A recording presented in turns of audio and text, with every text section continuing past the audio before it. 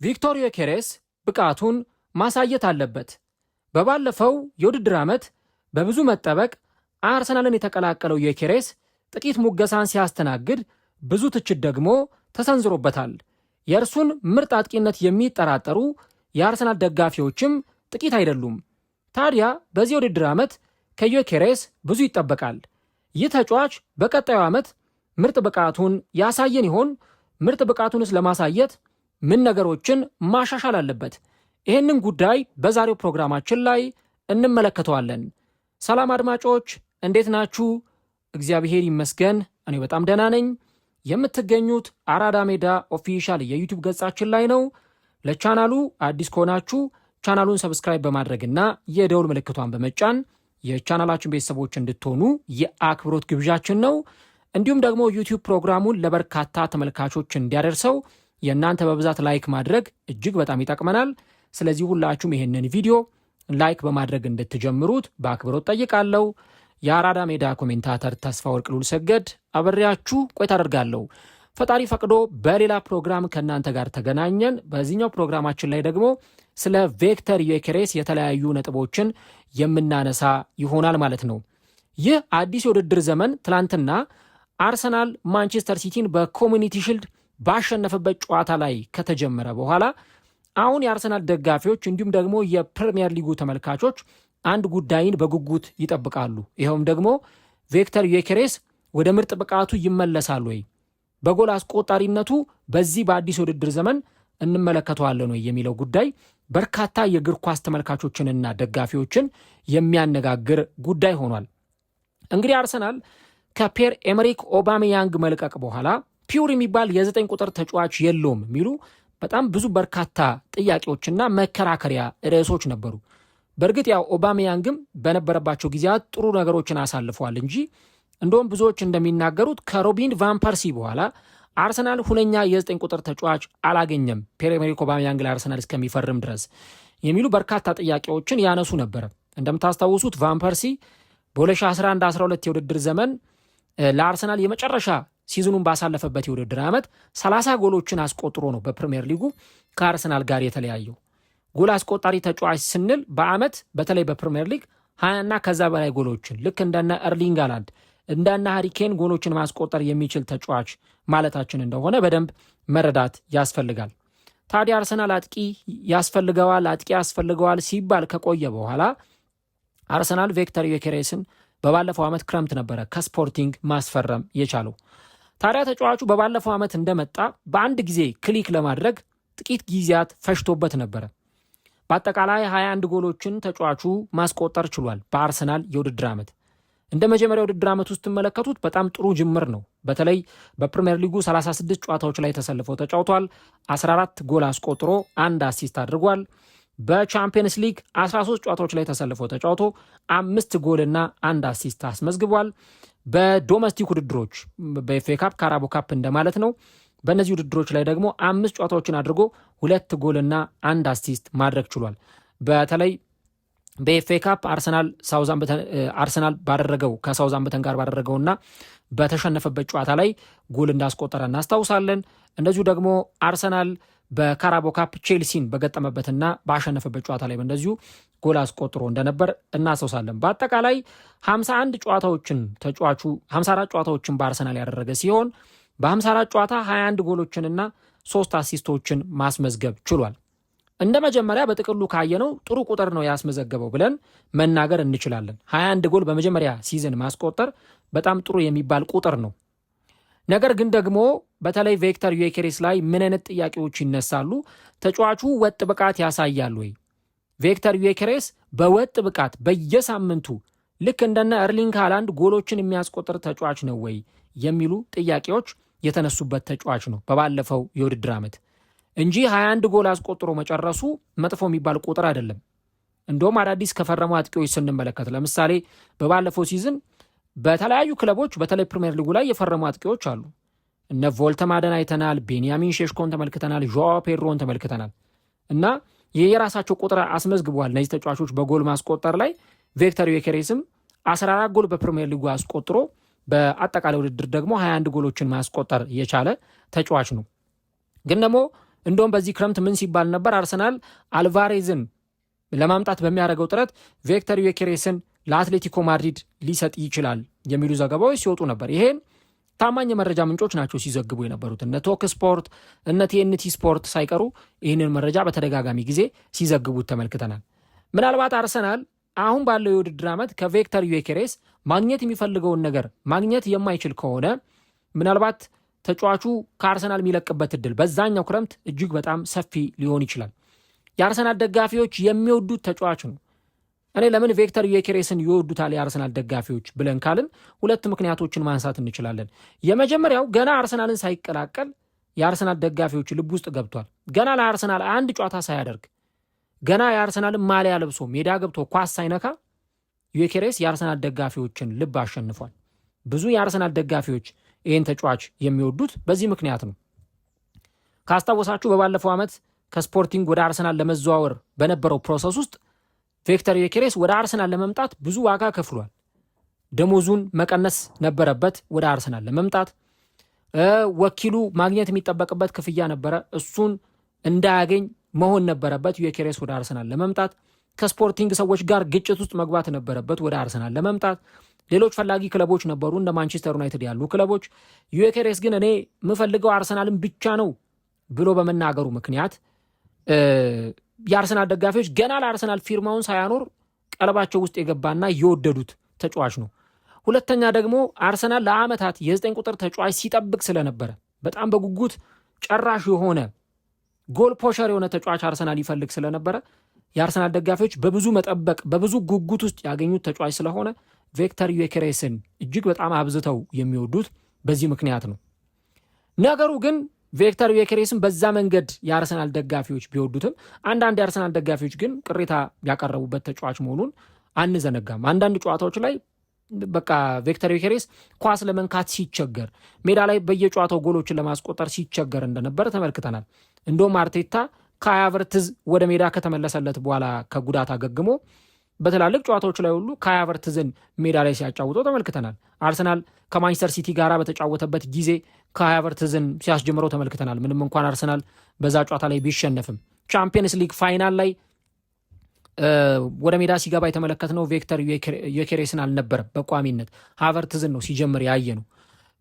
ከዛ በተጨማሪ ደግሞ ትላንትና ራሱ የኮሚኒቲ ሽልድ ጨዋታ ላይ አርሰናል ማንቸስተር ሲቲን ሲያሸንፍ ካይ ሃቨርትዝ ነው በቋሚነት የጀመረው። ሃቨርትዝ ደግሞ በቋሚነት ጀምሮ የተጠበቀበትን ኃላፊነት ተወጥቷል። ጎል ሲያስቆጥርም ጭምር ተመልክተናል። የአርሰናል ደጋፊዎች ከቪክተር ዩኬሬስ የሚፈልጉት ምንድን ነው? በቃ በየጨዋታው ጎል እንዲያስቆጥርላቸው፣ ከዛ በተጨማሪ ደግሞ ትላልቅ የሚባሉ ጨዋታዎች ላይ እኔ ነኝ ያለ ፐርፎርማንሱን እንዲያሳያቸው የአርሰናል ደጋፊዎች ይፈልጋሉ። ሃላንድም እኮ በተለይ አንዳንድ ጨዋታዎች ላይ ጎል እምቢ ሊለው ይችላል። አሁን በባለፈው ዓመት ቶሎ ቀድሞ 18-19 ጎል ከደረሰ በኋላ ከዛ ያንን የጎል ማስቆጠር ብቃቱን ማስቀጠል በጣም ከብዶት ሲቸገር እንደነበረ ተመልክተናል። ግን ደግሞ በዓመት 25፣ 28፣ 30 ጎል በፕሪሚየር ሊግ የሚያስቆጠር ተጫዋች መሆኑን ደግሞ በፍጹም የምንዘነጋው ነገር አይደለም። ዩኬሬስ ግን ምናልባት የሆነ ሰዓት ፎርሙ የመጣ እንኳን ቢመስለን ግን ደግሞ እነዛን ነገሮች ሉዝ የሚያደርግባቸው ሁኔታዎች እንዳሉ ተመልክተናል። ራሱ ዩኬሬስ አርሰናልን በተቀላቀለበት ጊዜ አንድ አስተያየት ሰጥቶ ነበረ። እኔ ከነ ሃሪ ኬን ከነዚህ ተጫዋቾች ከነ ኬሊያን ኤምባፔ ጋር አንድ ጠረጴዛ ስቤ ከነሱ ጋር መቀመጥ የምችልበት ሌቭል ላይ ነኝ ብሎ ተናግሮ ነበረ። በስፖርቲንግ የነበረው ብቃት የሚካድ አይደለም። በዓመት 50 ጎል 55 ጎል የሚያስቆጥር ተጫዋች እንደነበር አይተናል።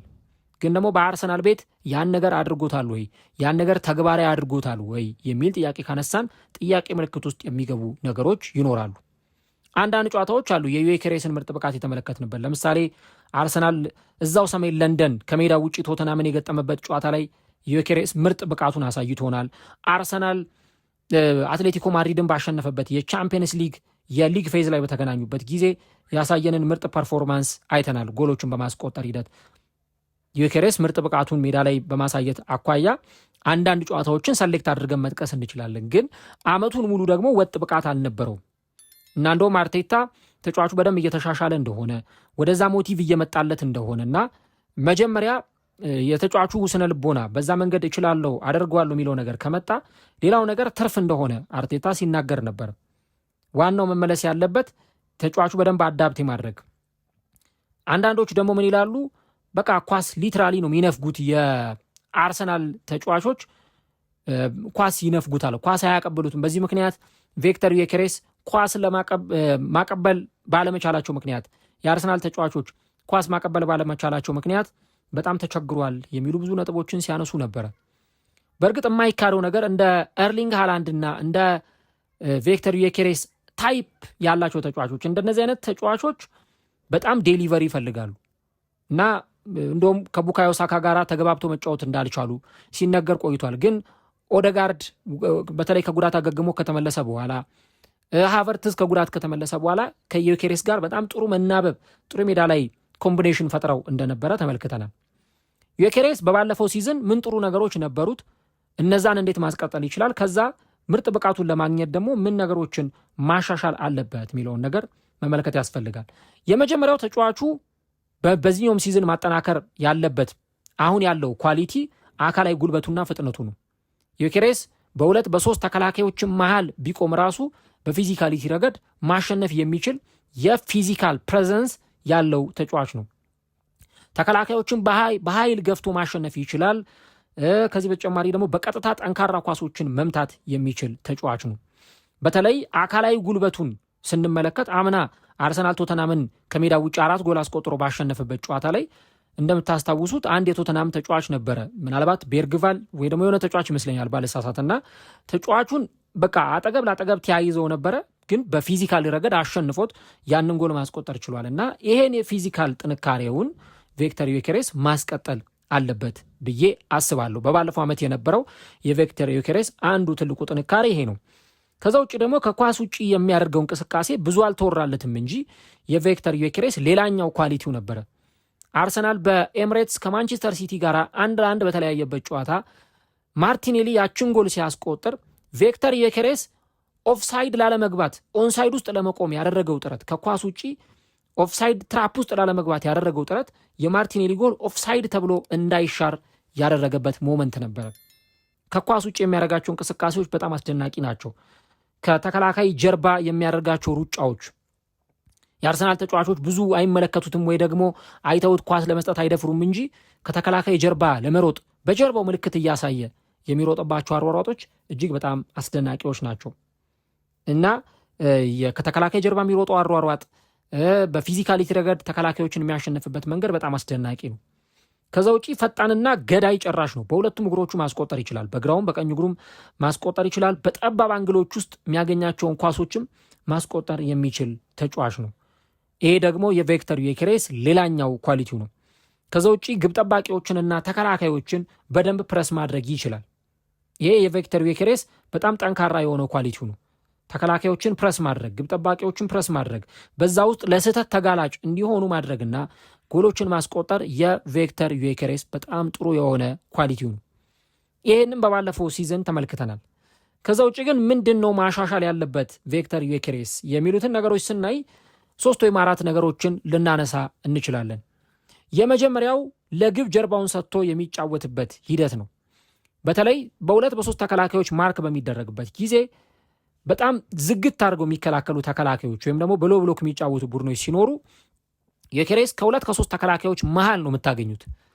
ይሄ ወደ መሃል መጥቶ ከመጫወት ይልቅ ወደ መሃል እየመጣ እንቅስቃሴዎችን ከማድረግ ይልቅ ቪክተር ዩኬሬስ በደንብ እዛው የተከላካይ መስመር ተጫዋቾች ውስጥ ላይ ሆኖ ጊዜውን ሲያባክንና ሲያጠፋ ታዩታላችሁ። በዚህም ደግሞ ብዙ ኳስ አይደርሰውም፣ ብዙ ኳስ የሚያገኝበት እድል አይኖርም።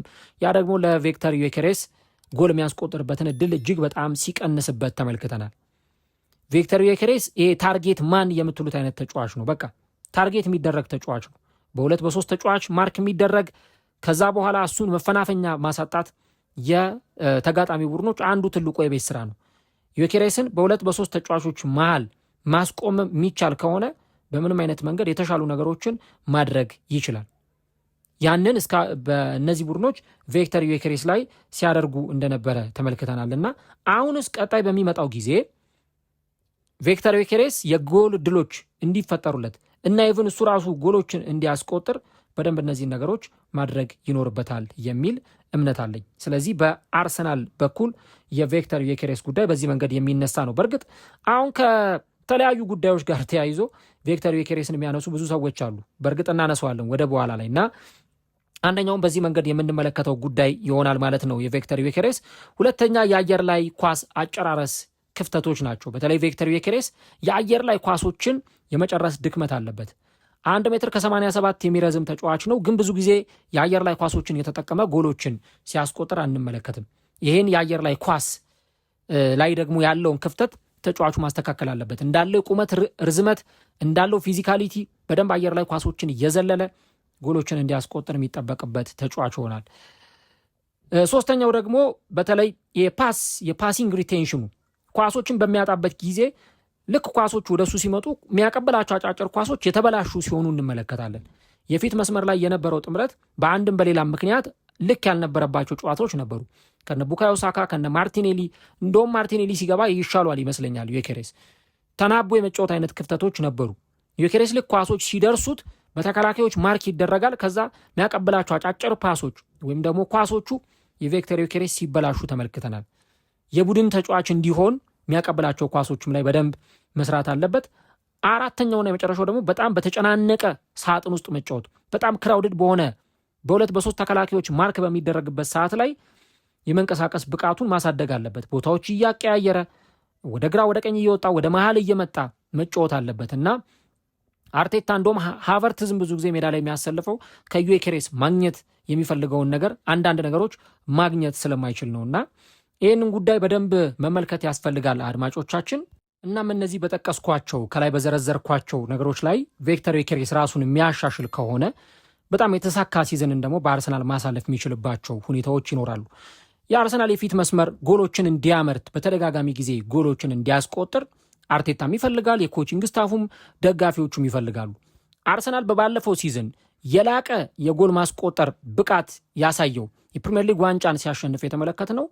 በተለይ ሴት ፒሶችን በተደጋጋሚ ጊዜ በማስቆጠር ከቆሙ ኳሶች በሚገኙ የግብ ዕድሎች አርሰናል ተጠቅሞ የፕሪሚየር ሊጉን ዋንጫ ሲያሸንፍ ተመልክተናል። ይህ በእንዲህ እንዳለ ደግሞ ቪክተር ዩኬሬስን አርሰናል እስካስፈረመ ድረስ ከዩኬሬስ ማግኘት የሚኖርበትን የግብ ዕድሎች እንዲያገኝ ይጠበቃል። አርቴታም ያን ነገር ለማግኘት ከቪክተር ዩኬሬስ ያንን ነገር የማግኘት ሀሳብ እንዳለው ሲናገር ቆይቷል። በፕሪሚየር ሊጉ በጣም ተጋነው የተወራላቸው ግን ደግሞ ያልተሳካ ጊዜን አሳልፈው በአጭሩ ከፕሪሚየር ሊጉ የተሰናበቱ ተጫዋቾች እንደነበሩ እናስታውሳለን። ለምሳሌ ዳርዊን ኑኔዥ ወደ ሊቨርፑል ሲመጣ በጣም ብዙ ነገር ተወርቶለት ነበረ። የተወራለትን ያህል ግን አገልግሎት ሳይሰጥ ነው ከፕሪሚየር ሊጉ ተጫዋቹ የተለያየው። ብዙ ተጫዋቾች አሉና ይህን ነገር መመልከት ያስፈልጋል። ከዛ በተጨማሪ ቪክተር ዩኬሬስ ጥሩ አቅም አለው። በጣም ወርልድ ክላስ ስትራይከር ነው። ግን ደግሞ ከቡድኑ አጫወት አርቴታ ከሚከተለው ታክቲክ እንደዚሁ ደግሞ አርቴታ ከሚተገብረው የሜዳ ላይ አጫወትና ጌም ፕላን አንጻር በደንብ ተዋህዶ እንዲጫወት ይፈለጋል። እንደውም ከባርሰሎና ጋር ተያይዞ የተጫዋቹ ስም መነሳት ጀምሯል። ቪክተር ዩኬሬስ ወደ ባርሰሎና ሊያመራ ይችላል የሚሉ መረጃዎች ሲወጡ ነበረ። በእርግጥ ፋብሪዚዮ ሮማኖ ለዚህ ነገር እስካሁን ምንም የደረሰኝ መረጃ የለም፣ ቪክተር ዩኬሬስ ለባርሰሎና ምንም አይነት ባርሰሎና ወደ ቪክተር ዩኬሬስ የቀረበበት ሁኔታ የለም፣ ለአርሰናልም ምንም አይነት ያቀረቡት ንግግር የለም፣ ነገር ግን ባርሰሎና አጥቂ ይፈልጋል የሚል አይነት አስተያየቱን ሲሰጥ ነበር እና ቪክተር ዩኬሬስ ምናልባት በአርሰናል ቆይቶ የተሻለ ፐርፎርማንስ ማሳየት ካለበት የተሻለ ብቃቱን ማሳየት ካለበት ይሄንኛው ሲዝን ለቪክተር ዩኬሬስ በጣም ትልቁ የውድድር ዓመት ይመስለኛል እና ያንን በደንብ እንመለከተዋለን ነው የሚለውን አብረን እናያለን። እኔ ስለ ዩኬሬስ ብዙ ፕሮግራም ሰርቻለሁ። ባለፈው ዓመት 4 ወይ 5 ፕሮግራም ይሆናል ስለ ዩኬሬስ ብቻ የሰራሁትና ዘንድሮም የተጫዋቹ ብቃትን በተመለከተ ብዙ የሚያስወሩ ነገሮች ይኖራሉ። ተጫዋቹ ግን በነዛ ጎል አስቆጣሪነት ስፖርቲንግ እያለ በአመት 40 እና 50 ጎል የሚያስቆጥረውን ዩኬሬስን እንመለከታለን ነው የሚለውን ቀጣዮቹ ጊዜያት ላይ በደንብ መመልከት ያስፈልጋል። እናንተስ ምን ሀሳብ አላችሁ? ቪክተር ዩኬሬስ በአርሰናል ቤት ምን አይነት እንቅስቃሴን በሚቀጥለው ሲዝን ያሳያል ብላችሁ ታስባላችሁ? ከዚህ በተጨማሪ አርቴታ ከሃቨርትዝና ከሱ ይልቅ ማንን ቢያስጀምር የተሻለ ነው የሚል እምነት አላችሁ? ኮሜንት ላይ ሀሳቦቻችሁን አሴቶቻችሁ ልታጋሩ እንችላላችሁ። አርሰናል የፊታችን አርብ ከኮቬንትሪ ጋር የመክፈቻ የፕሪሚየር ሊግ ጨዋታውን በሜዳው ኤምሬትስ ያከናውናል። ቪክተር ዩኬሬስ በጎል ማስቆጠር መጀመር አለበት። ጎሎችን በደንብ በተደጋጋሚ ጊዜ ያስቆጠረ ብቃቱን ማግኘት አለበት። ደግሞ ለአጥቂ በጣም ትልቁ ነገር በቃ ጎል ማስቆጠር እንደ ኦክሲጅን ነው የሚታየው። ምክንያቱም አንድ ቡድን ጎሎችን በሚያስቆጠርበት ጊዜ የአጥቂ ጎል የሚያስቆጥር ከሆነ ከዛ በኋላ ያንን ነገር ማድረግ እንደሚችል በደንብ ራሱን እያሳመነ ይሄዳል። ጎል ማስቆጠር ለአጥቂዎች እንደ ኦክሲጅን ነው ተብሎ የሚጠቀሰው በዚህ ምክንያት ነው እና ጎል ለማስቆጠር 4 ጨዋታ 5 ጨዋታ የሚፈጅበት ከሆነ ግን በጣም ብዙ ነገሮች ደግሞ በጥያቄ ምልክት ውስጥ ሊነሱ ይችላሉ። ከተጫዋቹ ፐርፎርማንስ ጋር ከተጫዋቹ ብቃት ጋር በጣም ብዙ ተያይዘው የሚነሱ ነገሮች መኖራቸው አይቀርምና የዚህኛውን የቪክተር ዮኬሬስን የውድድር ዓመቱን ለመመልከት በጣም የተሻሉ ነገሮችን ማየት ይጠበቅብናል። የወዳጅነት ጨዋታ ላይ የተለየ ነገር አልተመለከትንም በቪክተር ዮኬሬስ በኩል ግን ደግሞ መሻሻሎች እንደሚያስፈልጉ በደንብ ቡድኑ የተሻሻለ ሆኖ መቅረብ አለበት። አርሰናል ደግሞ የፊት መስመር ተጫዋቾችን አሁንም ለማሰባጠር አዳዲስ ተጫዋቾችን ለማምጣት እየሞከረ ያለው የተጫዋቾቹ ፐርፎርማንስ ወጣ ገባ በመሆኑ ምክንያት ነውና ያንን በደንብ መመልከት የምንችልበት ሁኔታ አለ። እናንተስ ምን ታስባላችሁ? ዮኬሬስ በዚህ ሲዝን በፕሪሚየር ሊግ ስንት ጎል ያስቆጥራል? በሌሎች ውድድሮችስ ላይ በአጠቃላይ ስንት ጎል ያስቆጥራል ብላችሁ ታስባላችሁ? ኮሜንት ላይ ሀሳቦቻችሁን አስቀምጡልን። እግዚአብሔር ቢፈቅድ ዛሬ በቀጥታ ስርጭት ፕሮግራማችን እንገናኛለን። በዝውውር ጉዳዮች ፈጣሪ ይዛሱ ይበለን። ሰብስክራይብ፣ ላይክ ማድረጋችሁን አትርሱ። መልካም ቀን፣ መልካም ውሎ ይሆንላችሁ።